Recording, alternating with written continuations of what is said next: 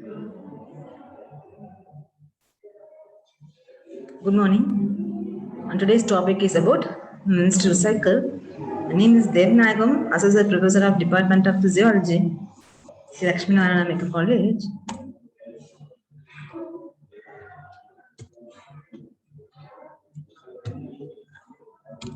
So in that, what is menstruation? It is a periodic discharge of blood and cellular debris from the female genital tract is called as menstruation. The cyclical changes occurring from one menstruation to the next comprise a menstrual cycle. The phases of menstruation are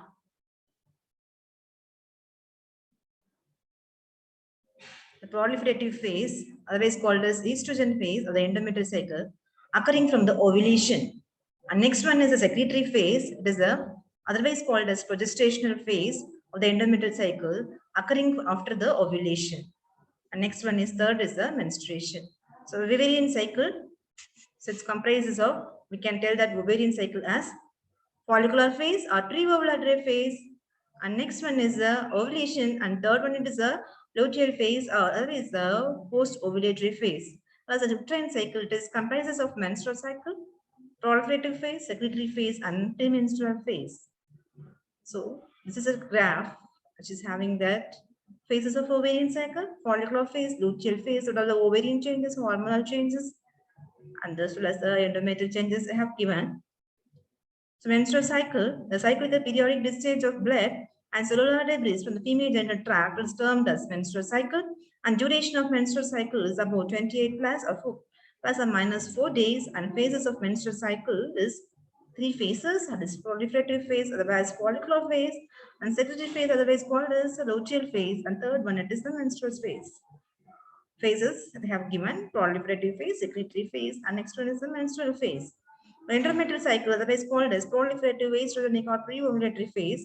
So after menstruation, the stratum basal consists of a thin layer of endometrial glands and deeper portions of the endometrial glands. As the estrogen from ovary causes within 4 to 7 days rapid proliferation of stromal and epithelial cells. In 7 to 10 days, the progressive growth of the stromal and epithelial cells, that is plus neovascularization, is equal to endometrium becomes 3 to 5 millimeter thick. So proliferative phase is the estrogenic phase. Duration is around 10 days. Hyperplasia, hypertrophy of the endometrium, changes of stromal cells and epithelial cells proliferate. Blood vessels grow into endometrium and glands increase in length. Whereas myometrial excitable introduces thickness of the endometrium becomes 4 to 5 millimeter. And ovarian changes. One follicle is selected to become dominant cycle. Follicles develop into mature follicle. Proliferation of granulosa and thick internal cells. Thick antennal cells and secrete estrogen. Antrum increase in size and stromal fluid increase, and follicle rupture and release over. Secretory phase, that is later half of the monthly cycle after ovulation. The corpus luteum, so it is giving the estrogen as well as progesterone. Estrogen is increased in cellular proliferation. And next one is the progesterone, it is endometrium and secretory endometrium. Secretory phase, so last for around 14 days corresponds to luteal phase. Large quantities of large quantities of estrogen and progesterone secreted. The glands become coiled, tortuous, and filled with secretion. Glandular cells stores glycogen, secrete large quantity of carbohydrate, rich mucus, and fluid.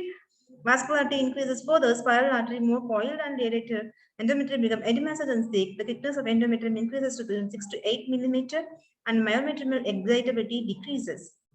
The endometrial late excitatory phase, you can see the ovarian changes starts after ovulation, formation of corpus emergicum, proliferation of the granulosa and theca cells, luteinization and become granulosa lutein cells and theca lutein cells and corpus albicans formation. So menstrual phase, it lasts for around 3 to 5 days.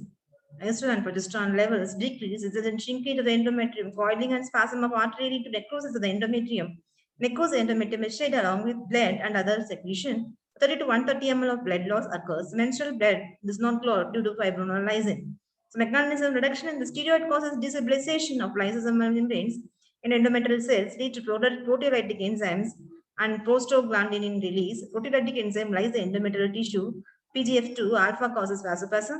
Ischemia causes necrosis facilitated by proteolytic enzyme. Necrosis joins and results in sloughing. So menstruation occurs 2 days before the end of the monthly cycle. Involution of corpus luteum reduces estrogen and progesterone level. Endometrial thickness and the decrease in thickness of the director about 65 to 60% of previous thickness. And necrotic endometrial shells release lysosomal enzymes from cellular phospholipids. vasospasm of the lungs, oils, viral arteries of sputum functional and reduce nutrients. And a further necrosis of the endometrial is a state to hemorrhage into stratum functional, confluence of spotty hemorrhages plus necrosis, so the disformation of the endometrium with blood and just prostaglandins and uterine contractions, expression of the uterine contents. So endometrium in the menstrual phase. And the menstrual blood is predominantly arterial, 20% is venous, non-clotting due to presence of fibrinolysis. Duration is around 3 to 5 days. Average blood loss is around 40 ml, serous fluid and is around 35 ml blood loss. More than 80 ml is pathological. Increased WBC is released with the menstrual fluid, protect the endometrium against infection. So what is that feedback? It is a hypothalamus, it is gonadotropin releasing hormone. So it intends to stimulate the anterior pituitary produce LH as well as FSH. This intends to stimulate ovary to produce estrogen and progesterone. So under this act on the uterus, and the estrogen and progesterone will act on the uterus. So whenever there is increase in the estrogen and progesterone, so this will go into anterior pituitary and anterior pituitary to decrease the production, as well as the hypothalamus to decrease the production of the estrogen and progesterone. So whereas the positive feedback in the 12 to 14 days of ovulation. So what happened in the anterior, it is having a positive feedback. So estrogen increase, the estrogen intends with the anterior produce increase in more and more number of LHS as well as FSH as well as gonadotropin hormone. Therefore, increase in the estrogen in turn stimulate the in turn causes the so production in turn increases the ovulation. So in turn causes ovulation. Okay. So the luteinizing hormone in turn increases the in turn causes ovulation. So hormonal changes, estrogen has two peaks. First peak is around 48 hours before ovulation. Second peak is post mid-luteal phase minor and slowly increases in early part of follicular phase, rises rapidly from 8 to day to reach peak about 1 to 2 days before ovulation, decreases afterwards. 2 days after ovulation, smaller peak after mid-secretory phase. Progesterone, that is minimal in proliferative phase, starts rising after ovulation, reaches peak in around 4 to 5 days after ovulation. Peak is maintained till corpus luteum is active. With regression of corpus luteum, progesterone level decreases towards the end of luteal phase. This is the estrogen level. I told that it is two phases. One is this is the estrogen level, and next one is the progesterone level. Next, luteinizing hormone and FSH, replacing hormone proliferative force remains low.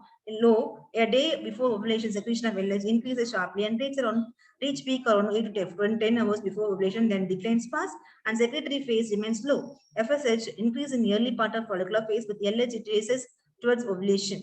And next, inhibin B coincides with the FSH concentration, and inhibin A coincides with progesterone concentration. So changes in the basal body temperature. So salt and water retention and ovarian hormone increases and aldosteric secretion immediately increases. So what happened? There will be increase in temperature around 1.5 degrees centigrade. So 0.5 degrees centigrade. So before ovulation, after ovulation. And changes in the breast, estrogen, proliferation of ducts, and progesterone, growth of globules and alveoli, heaviness of the breast, pain and tenderness due to distension of ducts, hyperemia and edema of the interstitial tissue. Changes in fallopian tubes. This one causes proliferation of glands and ciliated epithelium, movement of cilia towards the uterus and propels the ovum. Progesterone increases secretory activity, nutrition of the fertilized dividing ovum. And changes in the cervix. Estrogen increases produces thin and alkaline cervical mucus for survival and transport of sperms. During mid-cycles, mucus shows increased elasticity and spin bulk. So after ovulation during pregnancy, the mucus is thick, tenacious, and cellular. Vaginal changes, rise and fall of proliferation index.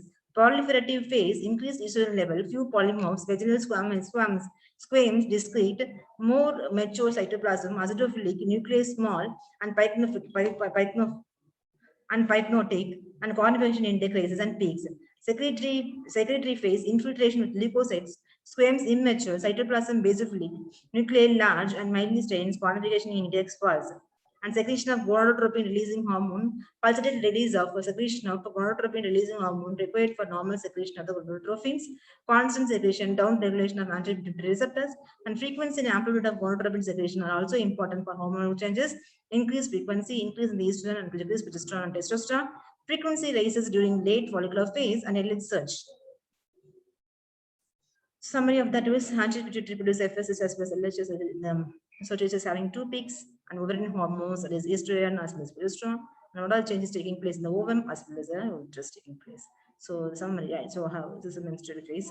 This is a summary of about menstruation, and thank you for attending class.